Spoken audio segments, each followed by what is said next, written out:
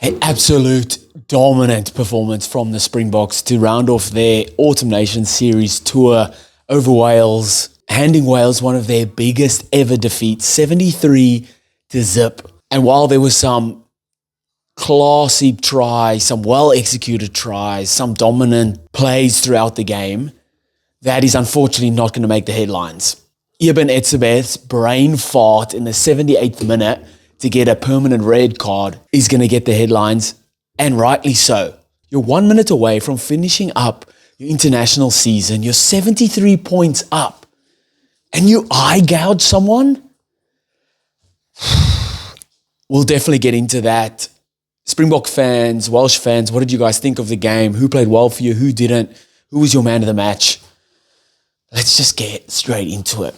So on Wales first, tough. I think the only positive out of that is at least the Springboks didn't score a point a minute because there was not much there. Like the scrum got absolutely demolished. There was the one time they got the first time they got opportunity inside the Springboks half, they just kicked the ball back. Then their first entry into the 22, a line out that got overthrown. They regathered the ball, but then got the ball turned over at that ruck or gave away a penalty at that ruck. They got 2 yellow cards throughout the game as well because of that constant Springbok pressure. So playing a man down, again, that doesn't, like for 20 minutes, that doesn't help your case at all. And it's a prime example of 2 different ends of the depth chart, of the quality chart, of the player ability chart, of just the player playing with confidence chart as well. And it shows in this result. Springboks riding absolutely high. Everything they touch turns to gold. Confidence, got the players to back it up as well. Playing a new, different style of Springbok play where we're so used to them physically dominating teams, which they still do, but then they have the ability now to score tries from anywhere on the field. And then Wales, where execution not good, can't nail your set piece, lost at the best of times, and really just struggled to hold onto the ball, struggled defensively, and it showed in the scoreboard. And to be honest, Springboks left a couple tries out there as well. So not much to say about the Wales. We'll jump over to Springboks. Dominant. From start to finish, dominant. 73 points. You put 73 points on any team, you're like, wow, you've done really well there. And they scored some great tries too. There was some phase play throughout. There was some strike plays. Options for the ball runners or for the ball carrier. How many options Morne van der Berg has when he looks up from the ruck? 4 forwards, you've got a player out the back. There's just always options. Guys running onto the ball. Guys getting over that vantage line, making it so much easier for the ball carrier for that next phase. Really good. Ethan Hooker was fantastic under the high balls. Those kicks were pinpoint. And he was getting up and really doing well there, tapping the ball back. Gaza was good like that as well. Damien Willemse, Kane and Moody got in and got a few as well. And you talk about keeping the ball alive, staying in the play, building up phases, being patient on attack. For their first try, Gerard Steenekamp's try, Springboks went 14 phases. That's just slow poison. Each time getting over that vantage line, even if it's only a little bit, getting over the ad line. Like I said, Morne van der Berg's looking up, and he's got four forwards to hit and a backline player at the back here as well. You got 5 options, you're an option as well. You got 6 options each ruck. As a defense, you're standing back like, who do I tackle? Then, so in that regard, you're passive as it is, okay? You're back on your haunches. You don't know who's going to get the ball. And then you've got whoever does get the ball is 110 kilos running at you. Wilco Low, Andre Esterhuizen, John Klein, like Gerard Steenekamp. These are big boys. Johan Grobler, they are big monsters coming around the corner. Oh man, you try not to be passive, right? You want to get up and meet them there, but then you don't know who's getting the ball. And when you do, good luck trying to stop them. So they were always getting over the ad line, and it just made it so hard for Wales to defend. Did love the middle scrum again. We saw it versus Ireland where middle scrum 8, 9, then they have a lead runner, so that block runner running straight, so a center or outside center is running hard straight back at the 9. He plays Sasha out the back. Versus Ireland, Sasha went straight through. This one here, it was more drawn pass. Damien Willemse creates the overlap. Lovely little drawn pass on the edge, and Ethan Hooker steps back inside and goes over untouched. Love that. So it's the exact same play from 2 weeks or a week apart, just with that next option.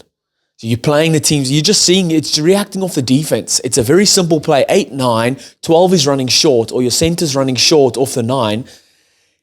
The 9 is your key man here. So he's either going to play the short if that defender drifts to cover Sasha out wide, and if that guy stays tight on Andre Esterhuizen, you play out the back, and then Sasha decides he's going to dummy and go through, drawn pass, Gaza drawn pass, and Hooker goes over to score. Love that. Simplicity, but execution on it as well. The same move with different options.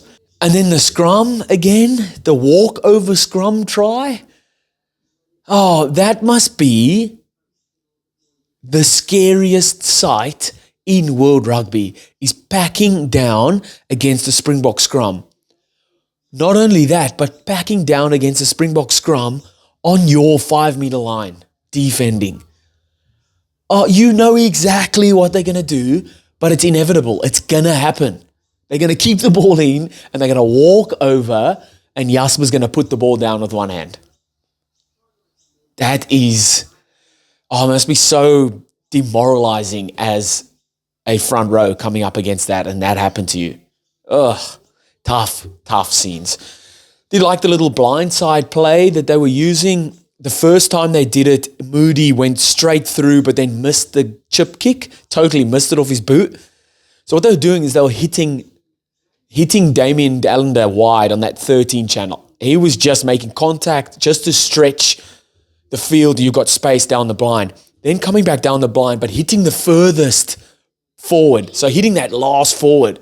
He's then playing out the back with backline player coming around the back, creating so much space. The first time, like I said, Moody went straight through, missed the chip kick. The second time, they went through again, but then somehow found a way to mess it up. But I just love the little plays that they're bringing into the game. While they're being dominant up front, they're bringing in these little trick plays within their phase play, within their dominant carries, and just causing doubt in the defensive line, causing indecision in the defensive line. And you don't know, man. Again, you're wanting to come up off the line to make a strong tackle, but then there's 6 or 7 options in front of you. You've got no clue who's going to get the ball. That creates doubt. That creates being passive. You're sitting back on your heels. And then you've got a 110-kilo guy running at you. We talk on Andre Esterhuizen quickly. Wow, man. Wow. This is probably one of his best games for the Springboks in a very long time. He's just so dominant at getting over that vantage line on first phase. It doesn't matter if he gets a ball and all, or if he's running onto the ball, or he gets a very passive ball or a bad pass. He's getting over the advantage line. And that is the crust of rugby. That is what you want from rugby. If anyone asks you how to win a rugby game or what's the most important thing in rugby, it's getting over the advantage line. It is getting over the advantage line whenever you carry the ball. It's that, or it's stopping people from getting over the advantage line. It's pretty simple. And Andre Esterhuizen, with ball in hand, gets over the advantage line 10 out of 10 times. Every single time he gets the ball, he's over the advantage line. You go back and watch this game. Andre Esterhuizen starts all of the moves off the scrum, off the line out, whatever it is. He gets over the advantage line. That Springbok forward pack just roll around the corner. Morne van den Berg has got clean ball there because no one can contest that ruck because that defensive line they're struggling to make a tackle. They have to commit 2 or 3 more guys. Then they're struggling to get back on side because they've just gone 2 or 3, 4, 5 meters backwards. And then they look up and you've got Johan Grobler, Gerard Steenekamp, John Klein. You've got all these big monsters running at you with ball in hand. Siya Kolisi. And this all off the back of Andre Esterhuizen making strong carries on first phase. Outstanding. Man. And now that he's a hybrid player where he can play in the forwards as well, there's lots of people that talk about doing that. There's only one that is doing it, and that's Andre Esterhuizen. Like you look at someone like Artie Savia, could probably play in the backs. Henry Pollock could probably play in the backs, but that's only probably. Andre Esterhuizen is doing it. He's playing in the forwards. He's playing in the backs, and he's doing it really, really well. It would probably be the most important Springbok bench player at the moment, Andre Esterhuizen. Outstanding. And just dominant. Sasha was good again, 2 tries. I think he missed 2 kicks or goals, so he kicked 9 conversions, but he only missed 2. And Boks were just clinical. Every time they went into the 22, they turned it into points. And like I said, probably not every time, because there was a few times where Wales turned the ball over or Springboks knocked the ball on, stuff like that. But they were a lot more clinical. I would say like 85-90% of the time they entered into Wales' 22, they scored points. I also love that Rassie put the whole bench on at the same time, all 8 going on at the same time. I don't think that's ever happened. Love that. That was great. It was, that's great. All 8 going on, that is scary, man. You've just tackled for your dear life. Now you have to up it again. And then we get to the brain fart. What are you doing, Eben Etzebeth? I think the ref got this one wrong. It should have been a yellow card with an off-field review, a 20-minute red card, and a permanent red card. Eben Etzebeth, eye gouge. 78 minutes. You've got a minute and a half left of the international rugby season, right? You're 73 points up. What can someone possibly say for you to eye gouge them in that instance? He would have had to said something like terrible. Eye gouge, like you're not even hiding from it. It's out in the open. You're one of the biggest players on the field, coming up against one of the smallest forwards in the Wales team, in Alex Mann. Prop eye gouge that everyone can see.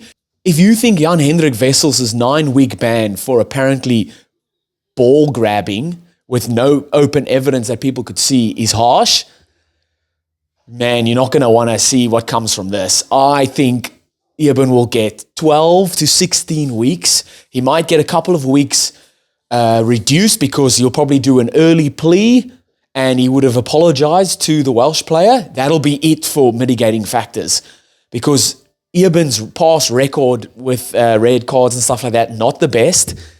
He will get like 12 to 16 weeks, I think. And that's probably not even harsh enough. Eye gouge like that, man, that's not rugby. That's not, I don't know what that is. That's shocking. Absolutely shocking. I don't know what was said to provoke him like that, but you're 73 points up. You've only been on the field for 20 or 30 minutes. You've got a minute and a half left of the game. You go and eye gouge someone. He obviously doesn't want to play for the Sharks for the rest of the year. He's got December plans. Eben wants to go and put his feet up somewhere, switch his phone off, and not hear about or talk about rugby for at least 16 weeks, because I think that's what's going to happen. Dumb, silly, dumb. Russ even said afterwards, that's not how we want to be playing rugby. It didn't look good. Yes, it didn't look good. And I hope he gets the worst ban you can, because that is just that's not what this game is about. I don't mind a push and shove. You're not sticking your thumb in someone's eye. Like stupid, brain fart, brain explosion, all of those words. That's what that was. And whatever ban he gets, it's probably not going to be enough. But I don't know how diehard Springbok fans are going to try and make excuses for that one, because I don't see any excuses there. You can't be going around eye gouging people. It looked like he wanted to rip old mate's eye out. So shocking. I don't know what he's trying there. That's just shocking. Especially it's the last 90 seconds of the game. You're 73 points up. What are you doing, man? What are you doing? Fuck. Oh, no. Springbok fans, Welsh fans, what did you guys think of the game? International rugby's done for the year, done and dusted. Oh, man, it's so many talking points. Oh, the cards the past few weeks, the decisions, just crazy. I'm tired. I'm tired. Hit that subscribe. Let me know in the comments what your guys' thoughts are. And I'll see you next time. Bye.